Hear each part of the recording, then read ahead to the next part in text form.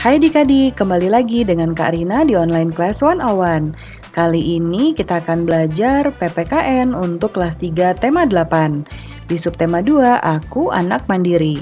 Di pembelajaran 6 kali ini kita akan belajar pengamalan sila Pancasila.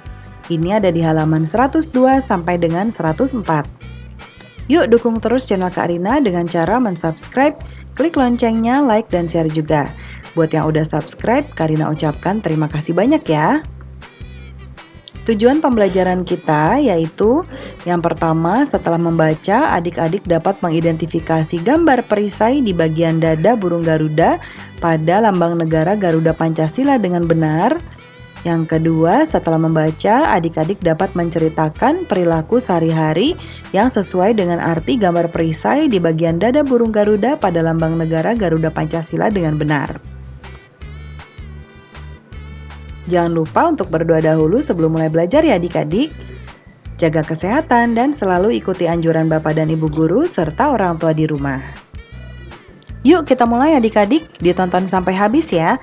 Jangan dilewatkan karena ada informasi penting yang Kak Rina berikan. Dan diulang lagi videonya sampai adik-adik benar-benar paham. Yuk kita perhatikan gambar berikut ini sedang berkemah ya. Ini anggota pramuka. Ini ada yang sedang membereskan tas, ada yang mendirikan tenda dipandu oleh Bapak dan Ibu Guru. Ada juga yang sudah mulai memasak-masak nih ya adik-adik ya. Nah, Udin pemimpin kelompok Barung Biru. Udin memimpin teman-temannya mendirikan tenda untuk berkemah. Nih yang ini ya. Pembagian tugas dilakukan secara adil dan merata. Udin membagi tugas sesuai dengan keterampilan anggota kelompok. Semua anggota kelompok mengerjakan dengan senang dan gembira. Semua anggota mengerjakan pekerjaan secara mandiri. Udin membagi tugas secara adil kepada semua anggota kelompok. Pembagian tugas disesuaikan dengan kemampuan yang dimiliki anggota. Udin sudah melaksanakan pengamalan sila kelima Pancasila. Sila kelima Pancasila berbunyi keadilan sosial bagi seluruh rakyat Indonesia. Lambang sila kelima berupa padi dan kapas. Nah, perhatikan perilaku sehari-hari berikut ya. Tarik garis untuk menghubungkan lambang sila Pancasila yang sesuai. Ya, jadi di sini ada gambar lambang dari tameng Garuda Pancasila ya adik-adik ya. Nah, ini ada membantu teman yang kesulitan dan mendengarkan pendapat. Jadi ini ada kotak-kotak. Nah, kita nanti tarik garis di mana menghubungkan dengan lambang sila yang sesuai. Nah, sekarang kita mulai ya. Mulai dari yang pertama, membantu teman yang kesulitan dengan mendengarkan pendapatnya. Nah, ini kita akan tarik garisnya atau menghubungkan dengan sila kelima ya adik-adik, yaitu padi dan kapas. Ya. Kemudian bermain dengan semua teman tanpa pilih-pilih.